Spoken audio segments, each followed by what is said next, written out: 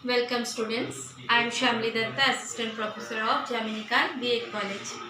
जैसे कि मैं भारतीय नृत्य शैली के बारे में चर्चा कर रही थी, जिसमें आज मैं मणिपुरी नृत्य शैली के बारे में चर्चा करूंगी, जिसमें मणिपुरी नृत्य शैली की उत्पत्ति कैसे हुई है, उसके इतिहास क्या है, वेशभूषा क्या है, प्रसिद्ध कलाकार कौन कौन है, उसके बारे में चर्चा करेंगे। सबसे पहले मणिपुरी नृत्य की उत्पत्ति कैसे हुई। मणिपुरी नृत्य भारत का प्रमुख शास्त्रीय नृत्य है। इसका नाम इसकी उत्पत्ति स्थल मणिपुर के नाम पर पड़ा है। यह नृत्य मुख्यतः हिंदू वैष्णव प्रसंगों पर आधारित होता है, जिसमें राधा और कृष्ण के प्रेम प्रसंग प्रमुख है। यानी मणिपुरी नृत्य शैली मणिपुर प्रांत से ही उत्पत्ति हुआ है, जिसमें इस नृत्य का मेन उद्देश्य है राधा कृष्ण की रासलीला। इसमें भी तांडव और लास्य का अद्भुत समागम देखने को मिलता है। पारंपरिक तौर से इस शैली को भक्ति गीतों पर आधारित नृत्य नाट्य रूप में प्रस्तुत किया जाता है, जहां मणिपुरी लोग रासलीला के माध्यम से राधा कृष्ण के मध्य प्रेम को प्रदर्शित करते थे। इसमें 64 प्रकार के रासों का प्रदर्शन किया जाता है। इसमें नर्तक और नर्तकियां राधा कृष्ण एवं गोपियों का स्वरूप धारण कर मंच पर लीला करते हैं। मणिपुरी नृत्य भारतीय और दक्षिण पूर्व एशिया की सभ्यताओं और संस्कृतियों का मिश्रण है।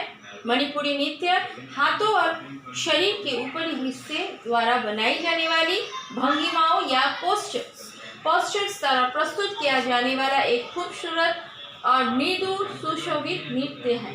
इस नृत्य को करते समय नर्तक के चेहरे पर एक सुखद और मुस्कान बनी रहती है।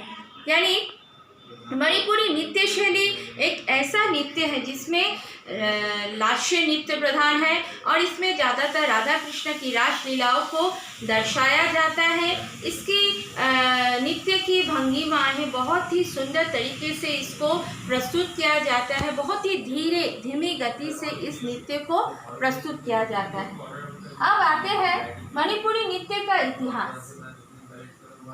मणिपुरी नृत्य की उत्पत्ति प्राचीन काल में हुई है, जो दर्ज इतिहास से परे है।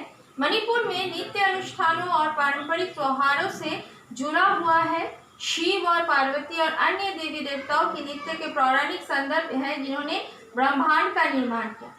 लाई हरोबा, जो मणिपुरी नृत्य को कहा जाता है। लाई हरोबा मणिपुर में अभी भी किए जाने वाले प्रमुख त्योहारों में से एक है, जिसकी जड़ें वैष्णव पूर्व काल में है। लाई हरोबा नृत्य का सबसे प्रारंभिक रूप है, जो मणिपुर में सभी शैलीगत नृत्य का आधार है।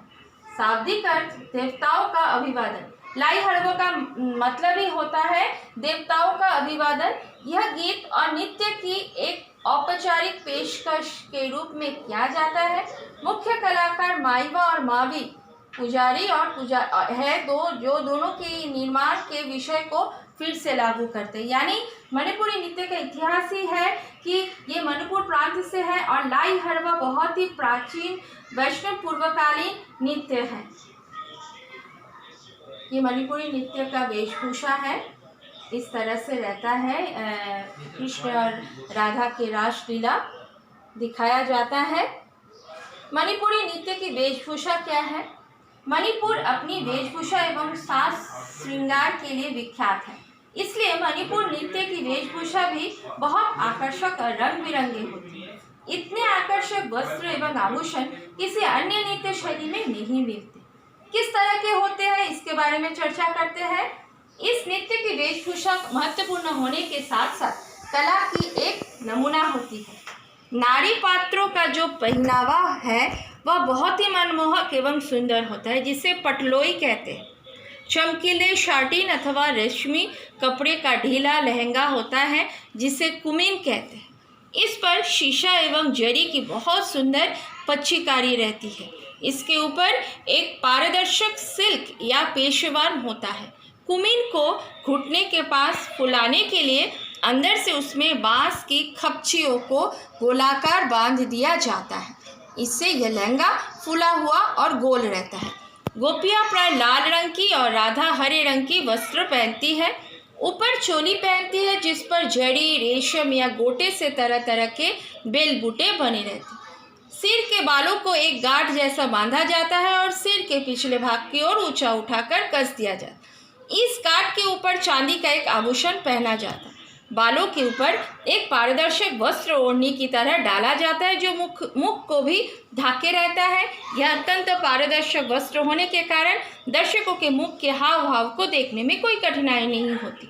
यानी ये चित्र फिर से हम दिखा रहे हैं, इस तरह का होता है। ये बांस का गोल अंदर रहता है, इसलिए गोल दिखाया जाता है। ये पारदर्शी ओढ़नी है जिससे नृत्य करने में बहुत ही रोचक लगता है। ये कृष्ण है जिसके बालों को सजाया जाता है। अब आते हैं मणिपुरी नृत्य के वाद्य यंत्र। क्या यूज़ होता है जब नृत्य किया जाता है? मणिपुरी नृत्य का वाद्य यंत्र पुंग यानी एक बैरल ड्रम और छोटे करतालों को मुख्य रूप से इस नृत्य में वाद्य यंत्र के रूप में उपयोग किया जाता है। इसके अलावे हारमोनियम, सितार, बांसुरी, शंख इत्यादि भी इसके कुछ वाद्य यंत्र। प्रसिद्ध कलाकार कौन कौन है? जावेरी सिस्टर, दर्शना, नयना, सुवर्णा एंड रंजना जावेरी, स्वविता मेहता, कलावती देवी, चारू माथुर, ये मणिपुरी नृत्य के प्रसिद्ध कलाकार हैं। आज हमने मणिपुरी नृत्य के बारे में चर्चा की है। Thank you so much.